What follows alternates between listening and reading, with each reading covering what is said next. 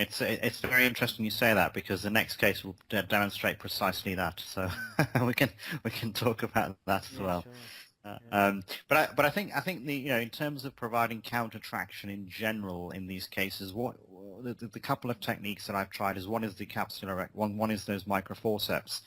And the other thing I would suggest is that if you don't have, I mean, obviously, these microforceps come as part of a specified piece of kit, but I always found the ILM forceps pretty good. So these are your VR surgeons forceps, and I'm sure that if you speak to your VR surgeons and they don't mind you using them once in a while, I think they're also very useful for manipulating tissues within the anterior segment, whether it's iris for goniosnecholysis or whether it's capsule for this kind of situation.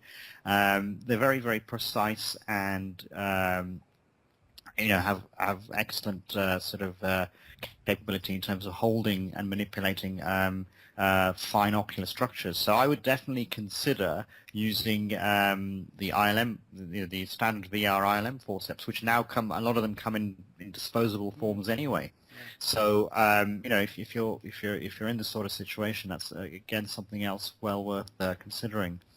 And Yeah. I was thinking another technique you could try, and I have done this very occasionally, is that you do part of the rexus that you can do, maybe put a hook in that spot, and that might give you a little bit of contraction, do a bit more, maybe put another hook in. yeah, no, that's exactly what you took the words out of my mouth. That's exactly what I was going to say. I was going to Yeah. say no, absolutely. So yeah, that was what I was going to say. That's the other alternative, is to commence the rexus and then use hooks periodically as you complete your rexus to provide counter traction in the area that you're working in by putting a hook in. So you can literally put one hook in, then put your second hook in as you work your way around the rexus. So that's that's a great point. Yeah. So that would be the second thing that I would recommend. But as you say, you always have to be able to bail out and do an extra cap, or as you say in these kind of cases, often an intracap.